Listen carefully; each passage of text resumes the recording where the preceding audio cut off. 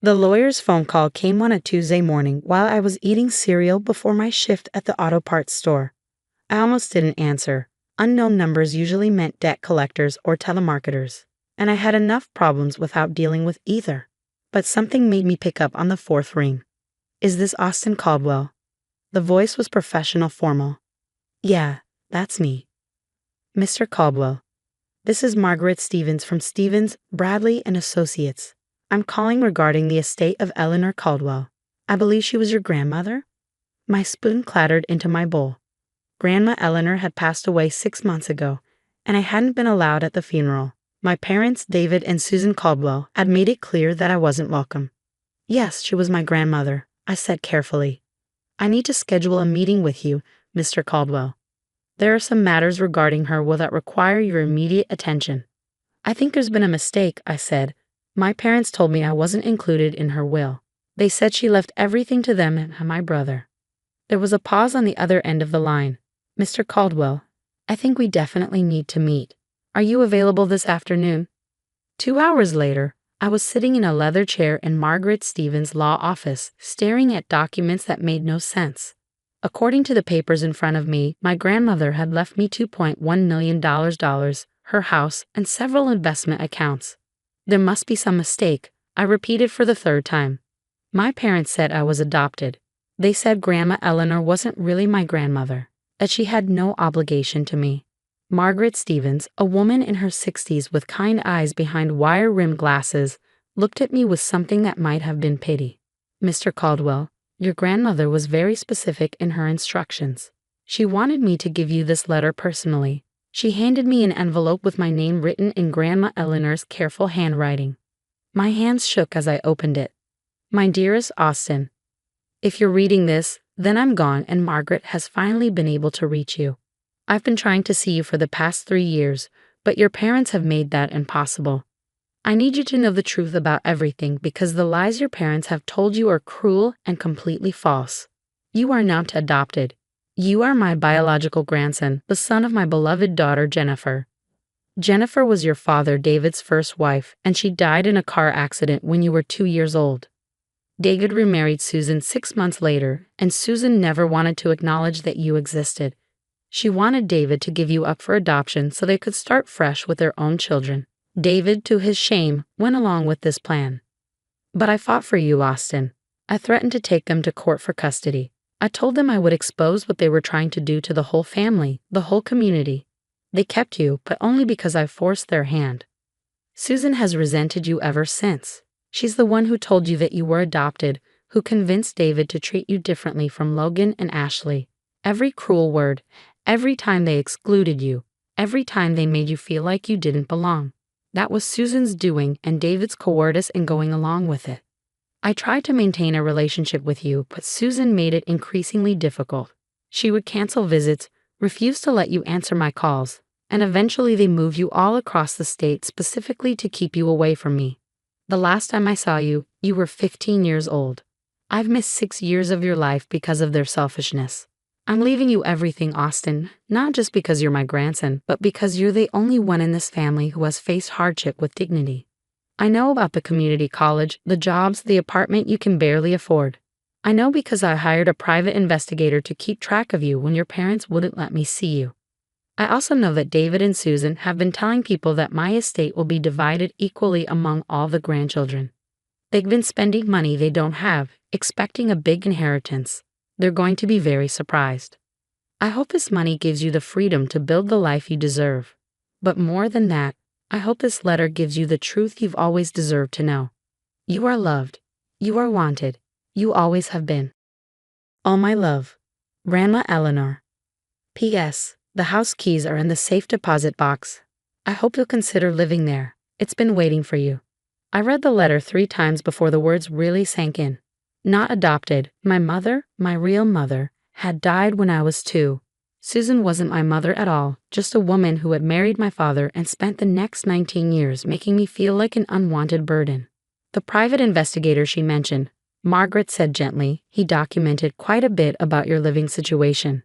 Your grandmother was very concerned about how you were being treated. She handed me another folder. Inside were photographs and reports spanning several years. Pictures of me walking to work, living in my tiny studio apartment, eating ramen noodles for dinner. My grandmother had been watching over me from afar, caring about me when my own father couldn't be bothered. What did my parents think they were inheriting? I asked. Margaret smiled grimly. Your grandmother led them to believe they would receive the bulk of her estate. She'd encouraged this belief. She wanted them to spend money they didn't have, thinking they'd be able to pay it back with their inheritance. How much money did they spend? Based on what your grandmother told me and what the investigator observed, quite a lot. Your father bought a new truck last year, $65,000. Your mother remodeled their kitchen, another $40,000. Your brother Logan got a boat for his birthday, $30,000. They've been living well above their means. I thought about my own life during that same period, working 50 hours a week at the auto parts store, taking night classes at community college, living on peanut butter sandwiches and instant coffee. While my family was spending my grandmother's money before they even had it, I was struggling to pay for basic necessities. What exactly did they inherit? I asked. Margaret consulted her papers. Each of your siblings received $5,000. Your parents received nothing. Nothing. Nothing. Your grandmother was very clear that David had forfeited his right to inherit when he chose his new wife over his own son. I sat back in my chair, trying to process everything. $2 million. A house.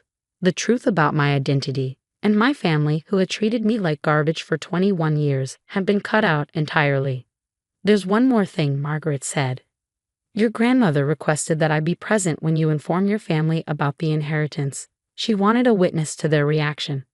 That's how I found myself driving to my parents' house the next evening with a lawyer in my passenger seat and a cashier's check for $2.1 million in my jacket pocket. I hadn't been to the house in over a year, not since my father told me I was too old to be looking for handouts. When I asked to borrow money for textbooks, the house looked the same from the outside. Upper middle class suburban perfection with a new truck in the driveway and perfectly manicured landscaping. Susan answered the door, and her expression immediately soured when she saw me. Austin, what are you doing here? We need to talk, I said. All of us. It's about Grandma Eleanor's will. Her expression shifted to something calculating. Oh well, I suppose you should come in. She led us into the living room, where my father was watching TV and my siblings, Logan and Ashley, were on their phones. The room had been redecorated since my last visit. New furniture, new paint, new expensive-looking artwork on the walls. David, Susan called. Austin's here about Eleanor's will. My father looked up, and I could see the exact moment he noticed Margaret Stevens in her professional suit carrying a briefcase. Who's this? He asked. Margaret Stevens, she said, extending her hand. I was Mrs. Eleanor Caldwell's attorney. Everyone suddenly paid attention. Logan put down his phone. Ashley looked up from her Instagram. Susan sat down quickly, smoothing her hair. Well, my father said, forcing a smile, I guess it's time to sort out Mom's affairs. I appreciate you coming all the way out here. Actually, Margaret said, I'm here for Austin. The room went quiet. I don't understand, Susan said slowly. Margaret opened her briefcase and pulled out a folder. I'm here to inform Austin about his inheritance from Eleanor Caldwell's estate. His inheritance? My father's voice cracked slightly. There must be some mistake. Austin isn't. I mean, he wasn't really. He wasn't really what, Mr. Caldwell? Margaret's voice was ice cold. He's adopted, Susan said quickly. Eleanor wasn't his real grandmother. She had no obligation to leave him anything. Margaret turned to me. Austin, would you like to tell them what you learned yesterday, or shall I? I stood up, pulling out the letter. I learned that I'm not adopted. I learned that Jennifer Caldwell was my mother, and she died when I was 2. I learned that Susan convinced my father to give me up for adoption, and the only reason they didn't was because Grandma Eleanor threatened to fight for custody. Susan's face went white. Logan and Ashley looked confused. That's not true, Susan stammered. That's impossible. I also learned, I continued, that Grandma Eleanor left me her entire estate. The house, the investments, and $2.1 million in cash. The silence that followed was deafening. That can't be right, my father said, his voice hollow. She promised us. She said the estate would be divided equally among the grandchildren. She lied, I said simply. Just like you lied to me for 21 years. Ashley found her voice first. Wait, what about us? What did we get? Margaret consulted her papers. You and Logan each received $5,000. 5,000. Logan exploded. That's it. What about the house? What about all her money? It all goes to Austin, Margaret said calmly. Susan stood up abruptly. This is ridiculous. We'll contest the will. Austin has no right to any of this money. We're the ones who took care of Eleanor.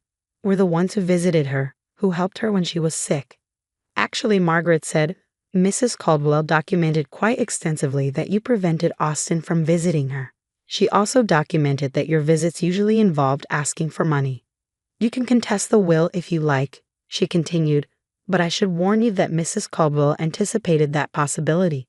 The will is ironclad, witnessed by multiple parties, and she was evaluated by 2 separate psychiatrists who confirmed her mental competency. A contest would be expensive and futile. My father slumped back in his chair. Austin, you have to understand. We never meant for things to go this way. Didn't you? I asked. Because from where I'm sitting, it looks like you got exactly what you wanted. You got rid of the inconvenient reminder of your first wife. You got to play happy family with your new kids. The only thing you didn't count on was Grandma Eleanor seeing through your act. We raised you, Susan said desperately. We fed you, clothed you, gave you a roof over your head. Doesn't that count for something? You did the bare minimum required by law, I replied, and you made sure I knew every single day that I was unwanted. I looked around the room at these people who had shaped my entire childhood, who had made me feel worthless and unwanted, who had convinced me that I was lucky they tolerated my existence. The truck, I said to my father. The kitchen renovation. Logan's boat. Ashley's car. How much did you spend thinking you'd inherit Grandma's money? My father couldn't meet my eyes. About $200,000, Susan whispered. Well, I said, standing up. I guess you'll figure it out. You're good at telling people to figure things out. Margaret and I headed toward the door, but Ashley's voice stopped us. Austin, wait. You're not really going to take everything, are you? I mean, we're still family. I turned back to look at her, sweet Ashley, who had never once stood up for me when Susan was tearing me down. Ashley, who had gotten a new car for her 16th birthday while I was working nights to pay for my own transportation. Family? I said. You mean like how you included me in family photos? Oh wait, you didn't. Or like how you invited me to family vacations? Oh wait, you didn't do that either. Or maybe you mean like how you stood up for me when Susan told everyone I was adopted. No, you didn't do that either. But the money could help all of us, Logan said. You could share it. We could all benefit. The money is helping all of us, I replied. It's helping me because I'm the one Grandma Eleanor wanted to help. You want money? Get jobs. Take out loans. Figure it out. As Margaret and I reached the door, Susan called out one last time. Austin, please. We made mistakes, but we're still your parents. Doesn't that mean anything? I paused with my hand on the doorknob. David is my father, I said quietly.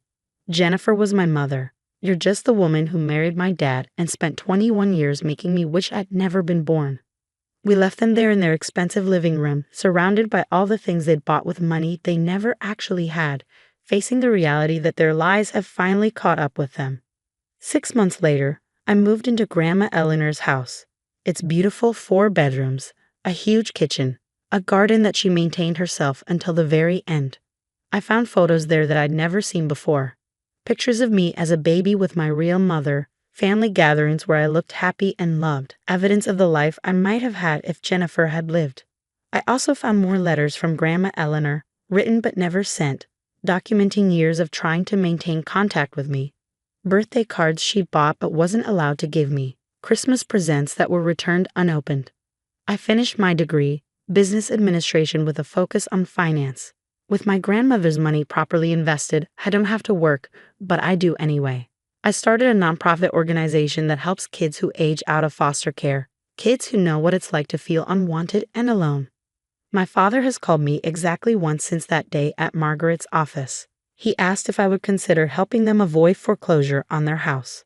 I told him to contact my lawyer if he wanted to discuss anything financial. Susan sends me Christmas cards every year with notes about family forgiveness and moving forward. I throw them away unopened. Logan lost the boat, couldn't make the payments without the inheritance he was counting on.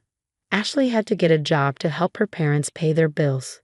They learned what I'd always known, that money doesn't just appear because you want it to, and that actions have consequences. But the best part isn't the money, as life-changing as it's been. The best part is the truth. For the first time in my life, I know who I really am. I know that I was loved unconditionally by at least one person. I know that my real mother didn't abandon me, she was taken from me. I know that the feeling of never quite belonging wasn't my fault. Sometimes I sit in Grandma Aliner's garden, reading her letters and looking through old photo albums, and I feel her presence. I feel the love she wasn't allowed to give me while she was alive, the relationship we were cheated out of by my father's cowardice and Susan's cruelty. I wish I could thank her in person. I wish I could tell her that her final gift wasn't just the money. It was the truth. And the truth, it turns out, is worth more than $2 million. Though the $2 million doesn't hurt either.